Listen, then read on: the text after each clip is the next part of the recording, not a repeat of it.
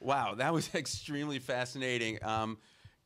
My first two guests have blown me away. I can't wait for the next couple guests. I'm going to introduce you now to Mike Chi. He is the founder and CEO of Cognionics. And did I say the name right? That's correct. Thank you. Great. So, hey, my first question is, first, welcome to the show. Thank you for inviting me. I'm honored to be here. Where are you based out of? We're actually based in San Diego. We're not far from here, probably 3 or 4 miles down Miramar Road, so we're very close. All right, so I'm going to ask you the question that I asked him to end with. What's your favorite app?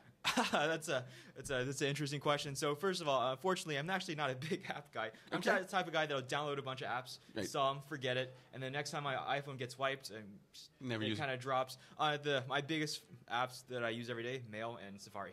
Okay, see, I Gotta like read to my hear that. email. Gotta see what's going on. I mean, like one of my favorite apps is Evernote because I like to take notes on it. And My mom loves it. Yeah, It's- it's great. your mom likes Evernote. Yeah. It's a lifesaver for her. I think, to me, it is the same exact way. All right, first question. Please introduce yourself to our listeners and tell us a little about your company. Sure. Thank you. So I'm Mike Chi. I am the Chief Technology Officer of Cognionics, Inc. It's a UCSD spinoff commercializing some of the work I did during my PhD studies Right. on dry and non-contact biopotential sensors. We're at 5 employees who've been in business for a little bit more than a year. All right, what is a biosensor? So a biopotential sensor is a sensor that senses electric fields in the body, and it's something that everyone actually knows about. So you go to the hospital, you get an electrocardiogram. That's an electric field from the body. It's a biopotential, and what we are trying to do is build better sensors for that. And are the sensors you're building, are they wireless, most of them? Or are they wired, or is it a combination? Right. So the sensor is inherently wired, right? You have to have more than one sensor on the body. They have to be wired together in order to sense a voltage. Can't sense a voltage without 2 leads wired together. However, having said that, our devices are indeed wireless, right? We're building wearable mobile systems. So wearable built into my clothing, wearable that I attach to my body.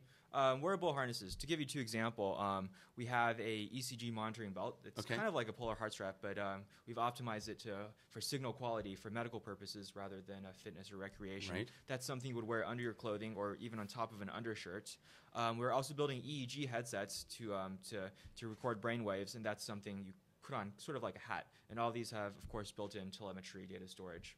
So what are some of the key design features of these technologies? And how important is how the consumer, the patient, the user, do they care what they're going to look like? Do they care what the signal is going to look like? Yeah, what the devices or the sensors are going to look like. Oh, absolutely. I think that's a fundamental issue. So let me tell you a story. As a sensor guy, one of the traps that I've fallen into, and I'm only smiling. I love that you called yourself a sensor guy. I love that. That's what I am at heart. So as a sensor guy, it was easy to get in the trap of, I've got a great sensor. It can sense X, Y, Z, everything under the sun. I can produce great demos just walking around with this box with a bunch of leads coming out, right? But actually, to build a useful product, what you really have to pay attention to is the user experience, right? If the user experience is not good, you'll never get someone to wear it. For example, our earliest versions of the ECG system was this really tight vest, right? Sure, it didn't require the gels or the adhesives that you normally have in a hospital, but it was just tight and annoying. And to me, I would wear it for 2 hours. That's far worse than what you do with a conventional technology. Now, we've been optimizing over the past years, both in terms of getting the circuit to perform better, so that we don't need as much pressure, and optimizing the shape and form factor to fit different subjects. And now we actually have something that people can wear and walk around. So user experience, I think, is absolutely the key, the most critical thing to getting right if you want a useful product. First, I'm a big believer of passion. I love your passion. It's jumping through. I mean, anyone who can get passionate about what they're doing, to me, is the most amazing thing. It's funny, I've had a couple conversations, and I've even had on the show Sonny Vu from Misfits Wearables. He's very similar in his views. I mean, I don't know, are you familiar with Misfits? Actually, unfortunately, I'm not, yeah. You should, afterwards, I will make a connection. You and Sonny would get along amazing, and he's a San Francisco-based guy as well. All right, so here's a question I got. Where do you think most people get it wrong when they think about creating wearables? Well, first of all, why do you say that? I've seen a lot of very nice wearable systems. For example, I was playing the Fitbit the other day. It's very cool. It's a nice small sensor system, provides a lot of use for it. I'm a Nike Fuel guy. Yeah, right. Of course. Same story for that. So let me ask you, why do you feel that some wearable systems have not succeeded? Because I think, in my opinion, the way they look, how big they were before as they get smaller, I truly think if you take like Nike, they've done a really good job creating something that's really stylish. Something that you wear around almost as much as art or jewelry as you do as a device. Sort of like, when the first iPod came out, how much cooler it was than a Walkman. It's just, how do we, that people aren't going to walk around with a big contraption on or something that's going to make them constricted in their day-to-day. At least it's just my opinion looking at it. Right, and I think you've pretty much hit the nail on the head. I mean, it's about how the device looks, how the device makes the person feel, their perception of it. You're asking people to do a rather drastic behavioral change. Before, you had something a doctor would prescribe, right? They prescribe ECG Holter monitor. It looks stupid, it's bulky, well, whatever. Doctor says you have to wear it for 48 hours, you do it. Here, I think we're shifting more into something that's self-motivated. You have to get the person to really like the device. For example, the iPad is a very well-built device. I actually feel good carrying it around.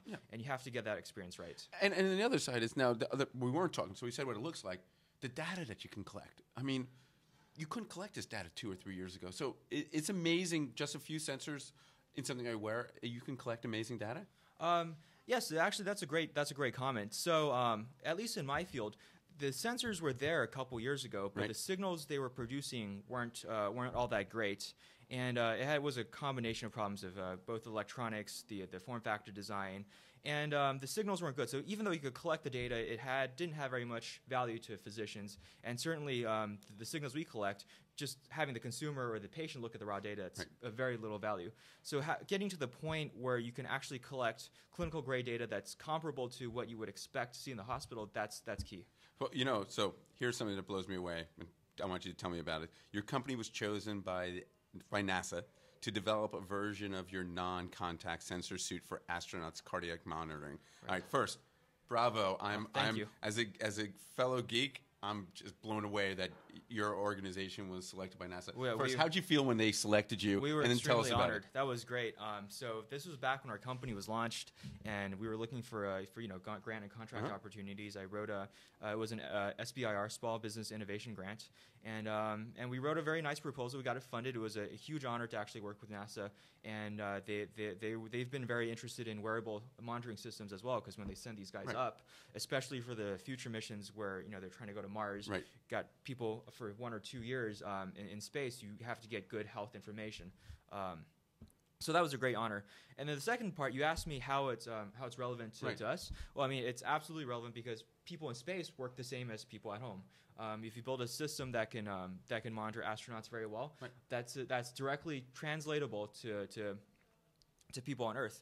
Now, having said that, what the NASA project was, it got our core technology to a better state. Because of that research opportunity. But to get it working on Earth, we have to refine that even further because with what I call the compliance issue. So an astronaut is motivated to wear it. They're being ordered to do so, and of course they want to keep their health tip-top while they're in mission. But to motivate people to wear it on Earth, you have to do all the things we talked about earlier. Right. You got to add an element of cool factor to it, more than just saying, wear this or you're going to get sick, or wear this or we can't monitor. That doesn't work, right? You tell people you can't smoke or you get sick. I mean, it's amazing. With my job at Happtique, we work with a lot of hospitals, and what I keep on hearing is that transplant patients have the worst adherence out of anyone. No kidding. And you and I, as common sense, would say, "Go, you give me a new kidney." And you say, take this drug, take care of it forever, right? But when you feel better 4 months later and you're still a little dizzy from taking the medicine, you stop adhering and then your kidney fails. You're right. We've got to change perspective. How people deal. All right. So my last couple questions. You are the chair of a panel later this week, right, which discusses emerging technologies in wireless health. So tell our listeners about some of them. Anything you particularly think is really cool? Absolutely. So first of all, it was a great honor to be a chair of a session. So I was really enthusiastic about one of the talks here. They're all great, but the one that stood out to me as a sensor, as a circuits guy at heart, was the talk about implantable chip designs. So what I would consider are implantable, implantable in my body. Exactly. So computer chips that you can implant in your body have built-in radio, have energy harvesting sensors, do the whole shebang under the skin or on the skin. So what I would consider that is that opens up so many new possibilities that we haven't considered before. So the sensors I'm building, right, they open up new opportunities in relatively well-established fields. They're already there. The use cases are there. We're making it much better. This opens up a whole bunch of new opportunities, and I'm just excited to see where that's going to head. So if you had to make a couple predictions, 5 years from now, what's going to be part of every day?